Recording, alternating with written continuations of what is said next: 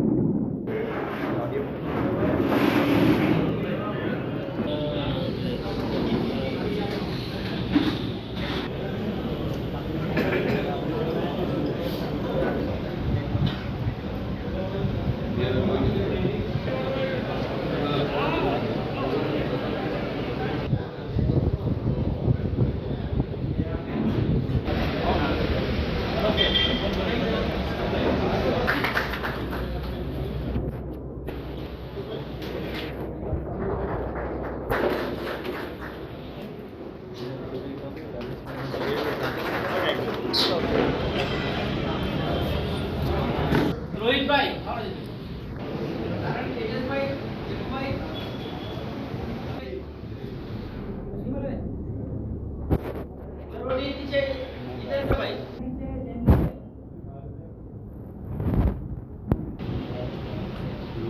જગદીશભાઈ પટેલ, નીતિન જીણાભાઈ,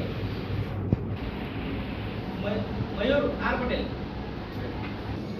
ઉત્તરજીભાઈ, ઉડવાણાથી યોગેશભાઈ, વલસાડાથી કલ્પેશભાઈ દેસાઈ, વિમલભાઈ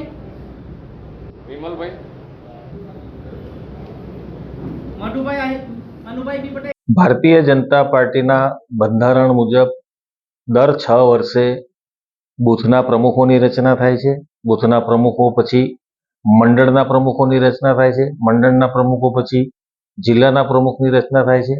એ જ પ્રમાણે પ્રદેશના પ્રમુખની રચના થાય છે અને છેલ્લે રાષ્ટ્રીય પ્રમુખની રચના થાય છે।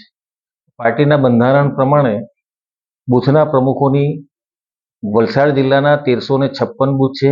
1356 બૂથની અંદર બૂથ પ્રમુખોની રચના થઈ ગઈ છે અને એ બૂથ પ્રમુખો દરેક મંડળ વાઇઝ બેઠકો કરીને એ બૂથ પ્રમુખોની સેન્સ આજે લેવામાં આવી રહી છે। આ પ્રક્રિયા 16 તારીખથી ચાલુ થઈ હતી। 16 તારીખે ધરમપુર વિધાનસભામાં આવતા ધરમપુર તાલુકો, ધરમપુર શહેર અને વલસાડ તાલુકાના બૂથો જે ધરમપુર વિધાનસભામાં આવતા એની સેન્સ લેવાઈ। બપોર પછીના સેશનની અંદર વલસાડ વિધાનસભામાં વલસાડ તાલુકાના ગામો, વલસાડ શહેરના ગામો એમ કરીને કુલ 16 તારીખે 2 વિધાનસભા પૂરી કરી હતી। ગઈકાલે કપરાડા વિધાનસભામાં આવતા કપરાડા તાલુકો, પારડી તાલુકો અને વાપી તાલુકો, એમ કુલ 3 મંડળોનું કપરાડામાં નાના પોંડા ખાતે પણ એ સેન્સ પ્રક્રિયાઓ લેવામાં આવી હતી. તે જ પ્રમાણે આજે સવારના સેશનની અંદર ઉમરગામ વિધાનસભામાં આવતા જે 5 મંડળો છે, ઉમરગામ તાલુકો, ઉમરગામ શહેર, નોટિફાઈડના આવતા બૂથો, ઉમરગામ તાલુકાના ઉમરગામ વિધાનસભામાં આવતા બૂથો અને વાપી શહેરના ઉમરગામ વિધાનસભામાં આવતા બૂથો, એ પણ સેન્સ પ્રક્રિયા હતા. ઉમરગામની અંદર પણ એ રીતની લેવામાં આવી હતી. અને આજે આ છેલ્લી પારડી વિધાનસભાની અંદર આવતા જે 5 મંડળો જે છે, વાપી તાલુકો, વાપી શહેર, વાપી નોટિફાઈડ, પારડી તાલુકો અને પારડી શહેર, એ પણ બધા જ બૂથ પ્રમુખોની સેન્સ લઈને આમ 1356 બૂથ છે, તો 1356 બૂથના પ્રમુખોની સેન્સ લઈને દરેક મંડળોમાં જે ભારતીય જનતા પાર્ટીની સંગઠનની રચના પ્રમાણે જે કુલ વલસાડ જિલ્લાના 12 મંડળો છે, એ 12 મંડળોની અંદર